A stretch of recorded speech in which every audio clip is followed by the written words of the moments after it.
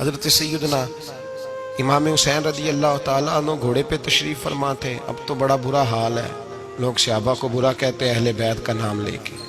میں کہتا ہوں ہمیں تو اہل بیت سے پیار کرنا ہی صحابہ نے سکھایا ہے.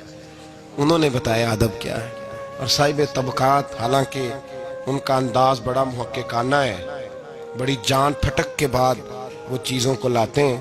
وہ فرماتے ہیں کہ حضرت امام حسین کالی سیاہ داڑھی تھی، کوئی بال سفید نہیں تھا. جناب ابو ہریرہ بوڑھے آدمی تھے، ضعیف، شاگردوں کا حلقہ تھا. جیسے آپ بیٹھے ہوئے ہیں سامنے تو میں واز کر رہا ہوں تو سامنے سے امام حسین تشریف لائے. آپ ایک جگہ بیٹھ کے حدیثیں بیان کر رہے تھے. امام حسین آئے تو تازی تازی بارش ہوئی تھی مدینے میں، تازی تازی. چھوٹے چھوٹے حوض پانی کے بنے ہوئے تھے، چھوٹے چھوٹے جو گہری جگہ ہوتی ہے نا وہ پانی بھر جاتا ہے. تو حضرت امام حسین جیسے ہی زمین پہ پیر رکھا تو پانی کے حوض میں آپ کا پیر چلا گیا، کیچڑ لگ گئی. شاگردوں اور مریدوں میں سے اٹھ کے کسی کی دستبوسی کرنا خاصا مشکل ہوتا ہے. حضرت سیدنا ابو ہریرہ رضی اللہ تعالیٰ عنہ دیکھ رہے تھے، جو ادھر لوگ بیٹھے تھے وہ نہیں دیکھ رہے تھے. حضرت ابو ہریرہ دیکھ رہے تھے، وہ اٹھے، دوڑے گئے اور پھر جا کے اپنے سر سے پگڑی کھولی اور پھر امام حسین کا پیر جیسے ہی صاف کیا تو امام حسین نے پیچھے کیا، کہا حضور آپ بوڑھے ہیں، میں جوان ہوں، تم آپ میرے لیے عزت کے قابل ہیں، میرے نانا جان کے آپ غلام ہیں، یہ آپ کیا کر رہے ہیں؟ سیدنا ابو ہریرہ رضی اللہ تعالیٰ انہوں نے پیر چھوڑا نہیں، زور سے پکڑ لیا، رونے لگے، کہنے لگے حسین تجھے نہیں دیکھ رہا، میں تو محمد عربی کی نسبت کو دیکھ رہا ہوں. تو میرے عزیز یاد رکھیں اس بات کو کہ نسبت ایک حسن ہے، نسبت ایک توانائی ہے، نسبت ایک وقار ہے. نسبت کی قدر کریں. اگر اہل اللہ کی کوئی اولاد ہے، حضرت عمر فاروق رضی اللہ تعالیٰ عنہ سیدھے سیدھے 2 + 2 کے قائل تھے، کوئی چکر ہی نہیں، بس جو مانتا ہے ٹھیک ہے، نہیں مانتا تو ڈنڈا منگاؤ، سیدھی سیدھی زندگی تھی. لیکن نسبت پر، پیار پر، خلوص پر، وفا پر حضرت عمر کا بھی کوئی سمجھوتا نہیں.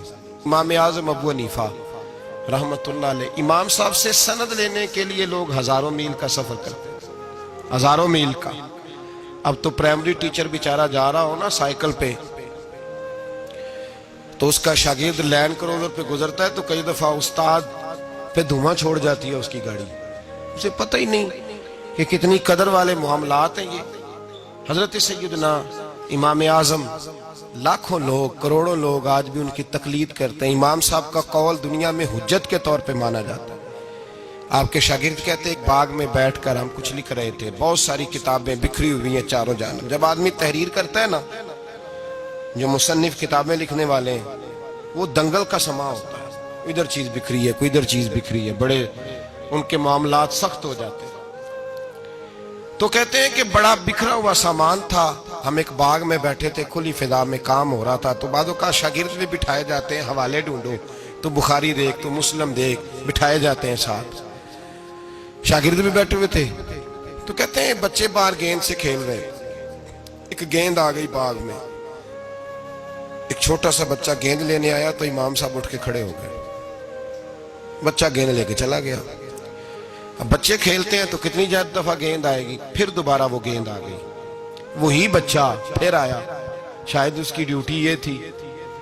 وہ جب دوبارہ آیا تو امام اعظم پھر کھڑے ہو گئے. وہ تیسری دفعہ آیا تو امام صاحب پھر کھڑے ہو گئے. اب شاگرد بیچارے اکتا گئے کہ ہم اتنی مشکل سے نوٹ سیدھے کرتے ہیں، بابا اٹھتا ہے تو کتابیں پھر بکھر جاتی ہیں. 3-4 دفعہ ہوا تو ایک شاگرد کہنے لگے حضور بس بھی کریں گے تو 100 دفعہ آئے گا، تو آپ بوڑھے آدمی ہیں، گھٹنوں میں درد بھی، آپ 100 دفعہ کھڑے ہوں گے. تو امام صاحب فرمانے لگے یہ 1000 دفعہ بھی آیا تو میں 1000 دفعہ کھڑا ہو جاؤں گا. کہا کیوں؟ فرمانے لگے اس لیے کہ یہ میرے استاد کا پوتا ہے، یہ میرے استاد کا، یہ ان کا پوتا ہے، تو میں نے وہاں سے خیر لی ہے، میں ان کی نسلوں کی بھی تابعداری کروں گا.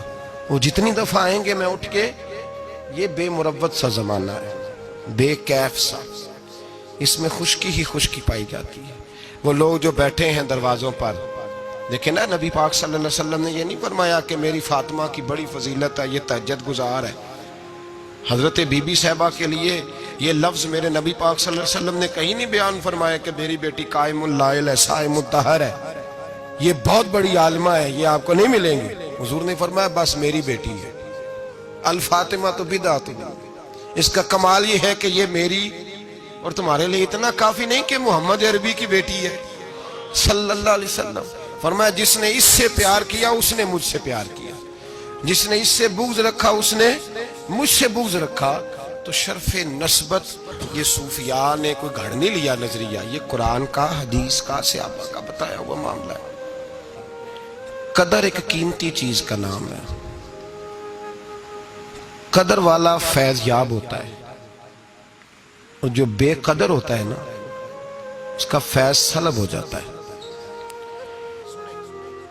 جس نے سمجھ لیا نا کہ فلاں چیز میری رینج میں ہے، میں جب چاہوں جیسا چاہوں ویسا ہو جائے گا، وہ گیا. اور جس نے کہا نا نہیں میں تو سال کے راہ ہوں، اس کی مہربانی توجہ کر دیتا ہوں، وہ بچ گیا. اللہ قرآن مجید میں فرماتے ہیں کہ تم اپنے رب کا ادراک نہیں کر سکتے، تم اسے قید کر سکتے، سوچوں میں آنکھوں میں وہ قید ہو سکتا. اسے مانتے جاؤ، اس کا قرب تلاش کرتے جاؤ، اس کے رستوں پہ چلتے جاؤ، اسے قابو کرنے کی کوشش نہ کرنا. یہ جو قابو والا معاملہ ہے نا یہ ٹھیک نہیں.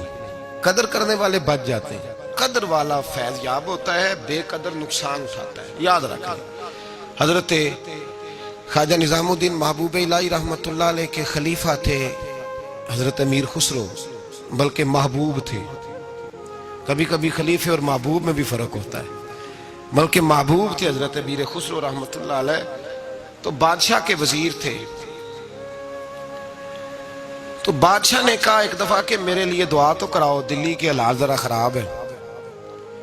تو کہنے لگے میں نے کبھی نہیں کہا دعا کے لیے، میں نہیں سفارش کرتا، آپ خود کسی کو بھیج دیں.